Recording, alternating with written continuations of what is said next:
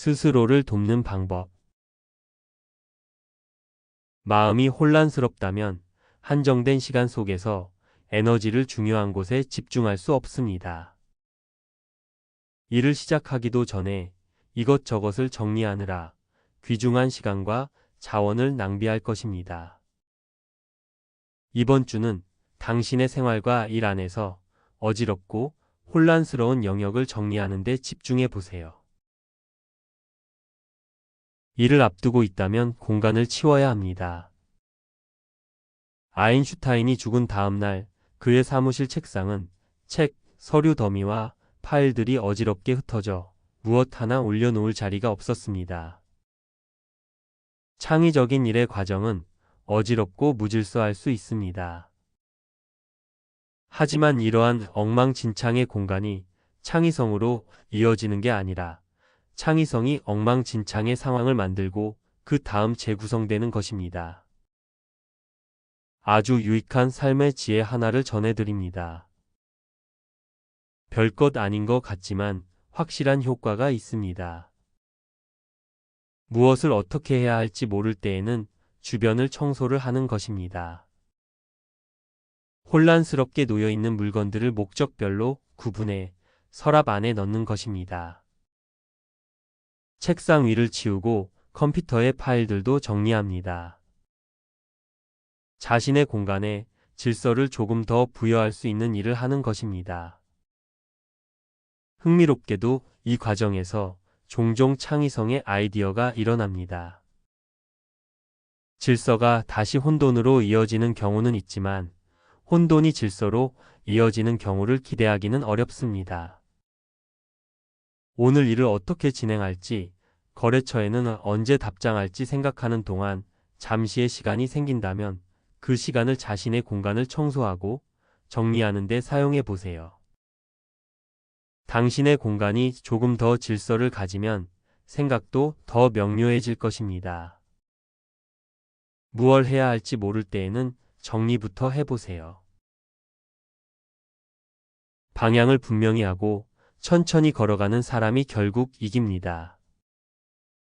성공에 대한 격언 중에는 느리고 꾸준하게 걷는 사람이 결국 경주에서 이긴다는 말이 있습니다. 느리다는 말이 오해를 불러올 수 있을 것입니다. 여기서 느리다는 말은 꼼꼼하게 살핀다는 의미로 생각하면 맞습니다.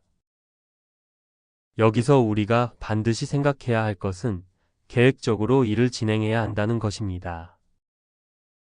매일 일정하게 일을 진행하는 것만으로는 사실 충분하지 않습니다. 결과가 있는 방향으로 나아가지 않으면 그 결과는 실패일 것입니다. 대부분의 사람들이 이 사실을 알고 있지만 실제로 일을 할 때는 곧잘 잊어버립니다. 그래서 일을 제대로 해나가기보다 매일 흘러가는 대로 끌려다니게 됩니다. 일을 시작하기에 앞서 발생하게 될 문제를 명확하게 생각하지 않고 그저 막연하게 시작하면 대부분 실패의 방향을 따라 나아가고 맙니다. 오늘 나에게 의미 있는 발전을 이루는 것이 무엇인지 살펴보세요. 분주하게 일을 진행시키기만 하고 성공에 도달하리라고 생각해서는 안 됩니다. 행동에는 목적성이 분명해야 합니다. 그리고 상황이 되었을 때 나아가야 합니다.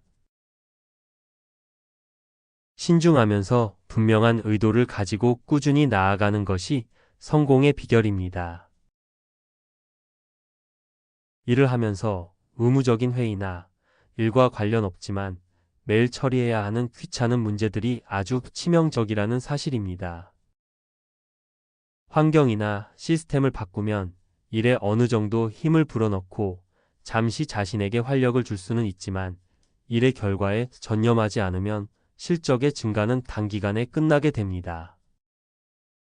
구성과 절차는 그 자체가 목적이 아닙니다. 자신의 에너지가 목표를 향해 가도록 인도하는 길입니다. 나는 오늘 어떤 결과를 성취하고자 하는가?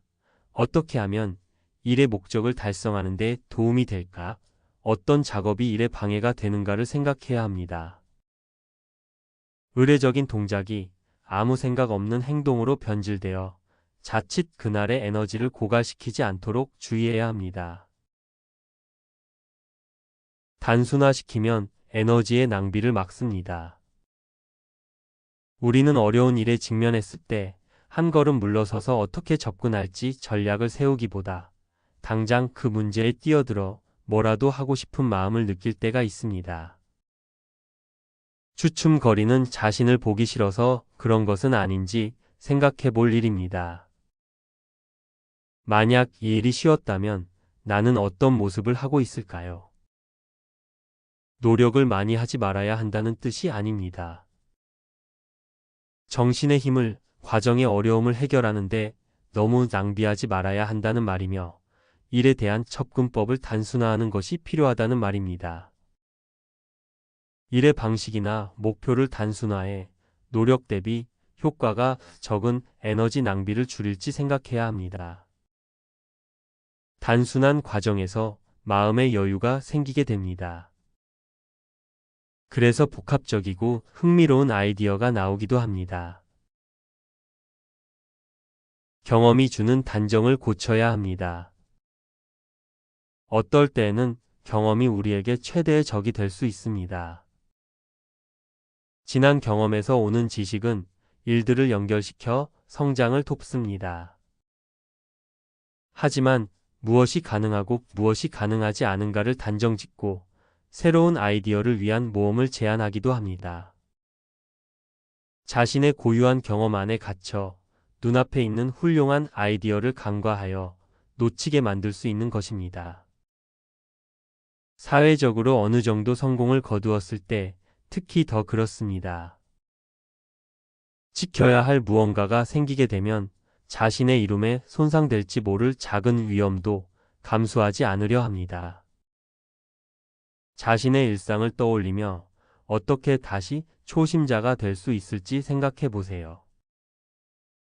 내가 지금 알고 있는 것을 몰랐다면 나는 어떻게 행동했을지 생각해 보는 것입니다.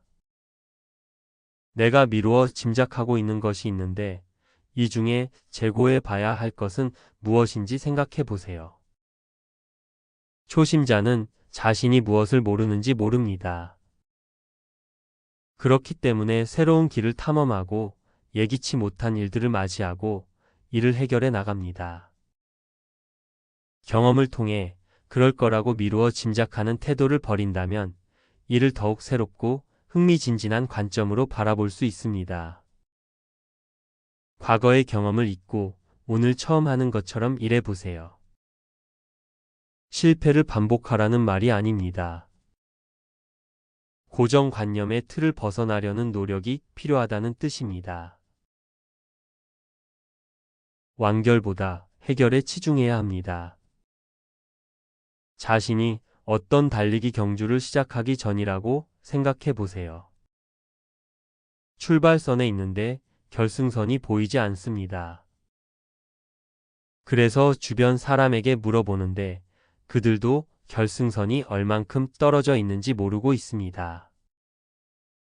무작정 달릴 뿐이라면 이는 비상식적인 일이라고 생각할 것입니다. 거리가 정해져 있지 않은 경주는 없을 것인데 말입니다. 하지만 우리는 이를 진행하면서 이와 유사하게 행동하곤 합니다. 명확한 선을 긋지 않고 진행합니다. 일이 언제 어느 부분에서 끝나야 하는지 분명하게 결정짓지 못합니다. 그저 자금과 시간이 소진될 때까지 계속 진행합니다.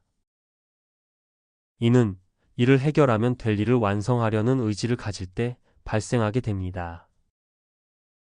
일에 있어서 완벽한 끝은 없습니다. 지금 하고 있는 일은 언제나 더 나아질 가능성이 있고 완성도를 높일 여지도 있습니다. 너무 완벽함을 추구하는 사람에게는 반드시 난관이 따르게 됩니다. 이를 완벽히 마무리하기보다 문제를 해결하고 있는지에 집중해야 합니다. 자신의 목표를 수행해내는 것에 두지 말고 당면한 문제를 해결하는 것으로 설정해 보세요. 막연한 스트레스 속에 사는 대신 계획을 세우고 거기서 오는 고통을 선택하세요. 잠시만 멈춰서서 지금 나에게 가장 큰 스트레스를 주는 일이 무엇인지 생각해 보세요.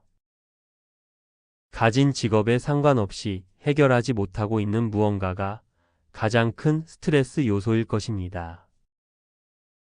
떠오르지 않는 기바람, 어떻게 처신해야 할지 모르겠는 불편한 인간관계, 명확한 방향을 잡지 못해 답답한 진로 등 온갖 불투명한 것들이 나를 힘들게 합니다. 이런 불확실성을 내가 통제할 수 없다는 것이 문제입니다. 기바람은 언제 떠오를지 알 수 없고 정확한 방향을 몰라 억지로 그려낼 수도 없습니다. 그래서 우리는 스트레스를 받게 됩니다. 자신의 모든 스트레스 요인을 종이에 적어 보세요. 그리고 그것을 해결하기 위해 뭔가를 해볼 수 있는 것에 체크를 하고 달력에 그 일을 할 날짜를 표시하는 것입니다. 해결되지 않은 일들로 인한 스트레스를 없애는 방법은 그것을 언제 끝낼지 계획을 세우는 것입니다. 그리고 자신이 통제할 수 없는 것들에 대해서는 스트레스보다는 인내를 선택하는 것입니다. 그저 참고 기다리는 것입니다. 그러면 좋은 발상이 떠오르거나 인간관계가 개선되거나 진로의 전환점을 맞이하게 될 때가 옵니다. 그러면 그때 기쁘게 맞이하면 됩니다. 자신이 통제할 수 없는 일에 대해서는 스트레스를 받지 않도록 하세요. 삶을 살 때 가장 큰 스트레스는 대부분 일 자체보다 불투명함이 주는 무게감 때문에 발생합니다. 자유로운 글쓰기로 자신의 내면을 발견할 수 있습니다. 지금 우리의 머릿속에는 어떤 생각들이 들어있는지 우리 자신들도 잘 모를 수 있습니다. 어느 누구나 그럴 때가 있습니다. 머릿속에는 아직 해결하지 못한 일들과 여러 가지 생각의 조각들이 머릿속에 가득해 무의식에 잠재된 발상을 놓치기 쉽습니다. 이러한 잠재된 발상을 깨우는 방법 중 하나로 나는 형식에 얽매이지 않고 생각나는 대로 쓰는 글쓰기 기법이 있습니다. 이를 프리라이팅이라 합니다. 무엇이든 머릿속에 떠오르는 대로 글을 쓰는데 약간의 시간만 할애해 보세요. 이때 쓴 글들은 따로 정리할 필요도 없고 미리 생각할 필요도 없습니다. 그리고 다른 사람과 공유할 필요도 없습니다. 그저 머릿속에 있는 것을 종이 위에 쓴 다음 그 종이에 뭐가 있는지 보기만 하면 됩니다. 자유롭게 써내려간 글에서 깊이 있는 통찰력, 내 안에 숨겨진 감정들을 발견하게 됩니다. 이러한 글쓰기를 꾸준히 훈련하면 종종 기발한 방안을 찾을 수 있습니다. 프리라이팅을 위한 시간을 계획해 보세요. 머릿속에 떠오르는 것은 무엇이든 종이 위에 쓰고 편집을 하지 말고 그저 그 글들을 응시하는 것입니다.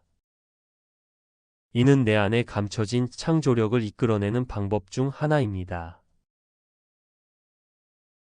위기는 일의 가장 정점의 지점에서 찾아옵니다.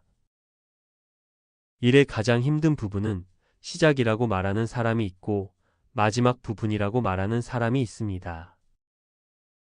하지만 가장 힘이 드는 부분은 일의 한가운데입니다. 일이란 산을 오르는 것과 같습니다. 돌이키기엔 이미 너무 많이 쏟아부었고 보상을 위한 정상에 도달하려면 아직 멀었습니다. 여전히 길은 많이 남았으나 만족스러운 결과에 대한 출구는 보이지 않는 짙은 안개 속에 서 있는 느낌입니다. 많은 사람이 이 지점에서 중도 포기해버립니다. 누구나 알고 있습니다. 일의 초반에는 새로움, 기대감 등의 출발의 동기가 부여됩니다. 일의 후반에는 어느 정도 결과가 보이기 시작합니다. 그러나 중간 지점에서는 눈앞에 일만 있을 뿐 앞도 뒤도 보이지 않습니다. 작업의 중간에 이르면 일이 몸도 마음도 지쳐가기 때문에 일을 그만두고 싶은 유혹을 당할 수 있습니다.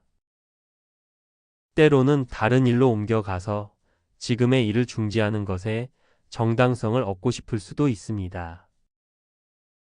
그러나 많은 예술 작품들, 혁신적인 제품들, 세계적인 수준의 계획들이 그 중간의 벽을 넘지 못해 사라져 버렸다는 사실을 기억해야 합니다. 그러니 끝까지 밀고 나가세요. 모든 일들의 가장 힘든 구간은 중간입니다. 세상 모두는 지금 나와 함께 있습니다. 혼자가 아닙니다. 정상을 오르는 길에 절대 포기를 선택하지 마십시오. 어느 방면에 어느 누구나 모방에서 시작하게 됩니다. 창의적이라고 내놓은 성과에 대해 나올 수 있는 최악의 평가는 기존의 무엇과 비슷하다는 말일 것입니다. 누구도 다른 작품을 모방했다고 비난받고 싶어 하지는 않을 것입니다. 하지만 모든 창작물이라고 하는 것들은 모두 모방에서 시작합니다. 내가 하고 싶은 것을 이미 하고 있는 다른 사람의 작품을 관찰하고 흉내내고 그 사람의 성향마저 파악합니다. 그런 다음 자신을 표현하는 방법을 깨달아갑니다. 이런 방식은 생산, 경영, 예술, 과학, 인문 등 모든 분야에서 공통된 진리입니다. 사람들은 대부분 자신만의 고유한 모습을 찾기 전에 기존의 선임들을 모방합니다. 일을 진행함에 벽에 가로막힌 기분이 들면 새로움을 찾고 싶어집니다.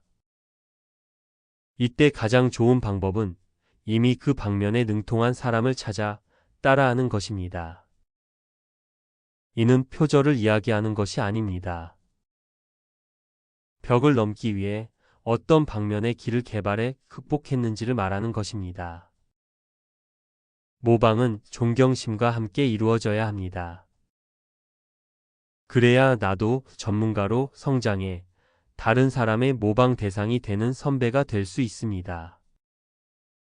누구나 전략적인 모방을 통해 자신의 능력을 개발하고 성장시킬 수 있습니다.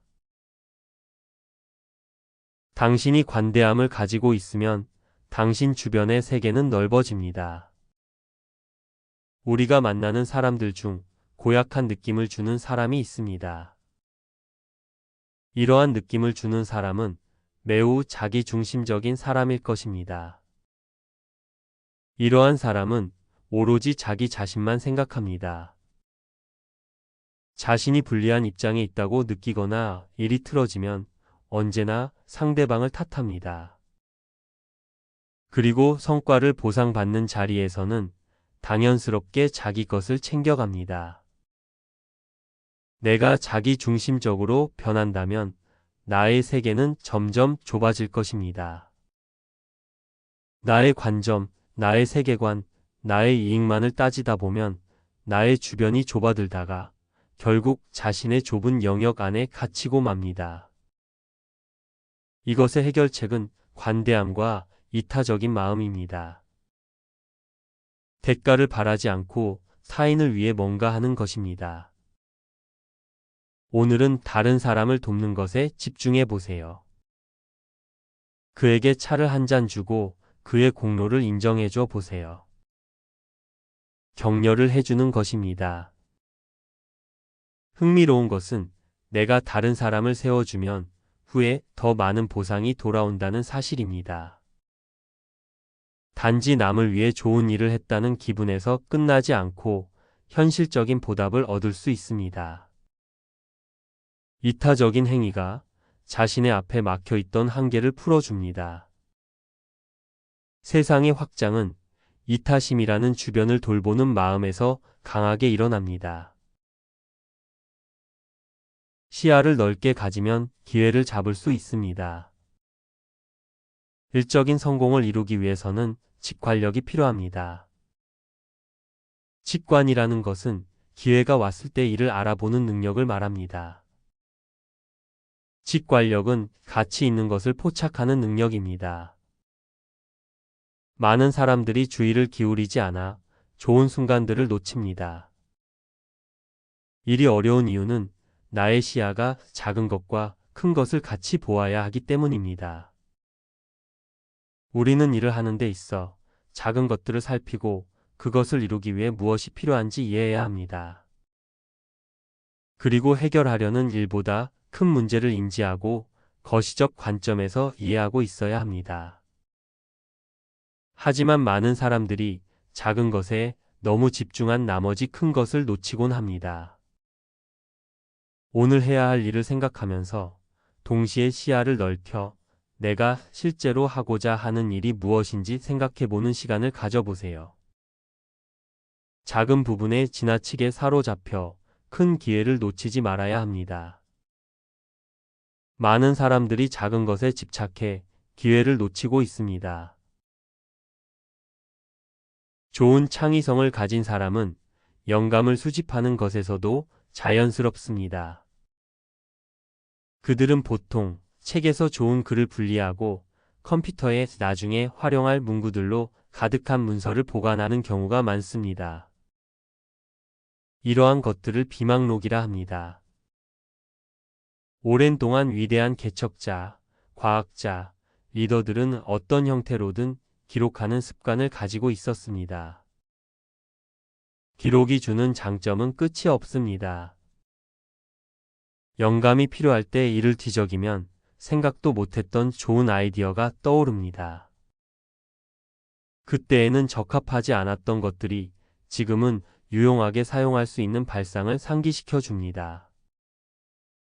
이러한 비망록은 오랜 시간 쌓아온 자신의 창의적 발상에 대한 기록입니다. 컴퓨터나 스마트폰에 기록하든 종이에 기록하든 상관없습니다. 자신만의 비망록을 만들어 보세요. 살면서 흥미롭거나 영감을 줄 만한 것들을 만나면 기록하는 것입니다. 아직 준비가 되지 않은 아이디어의 조각들을 보관해 보세요. 그리고 이 기록을 주기적으로 들여다보는 습관을 가져보세요. 우리는 이미 아는 것들의 범위 안에서도 새로운 것을 배울 수 있습니다. 우리는 이미 영감을 받았던 것들의 범위 안에서 새롭게 창조할 수 있습니다. 자주 들여다볼 수 있는 것이 이것들을 보관하는 것입니다.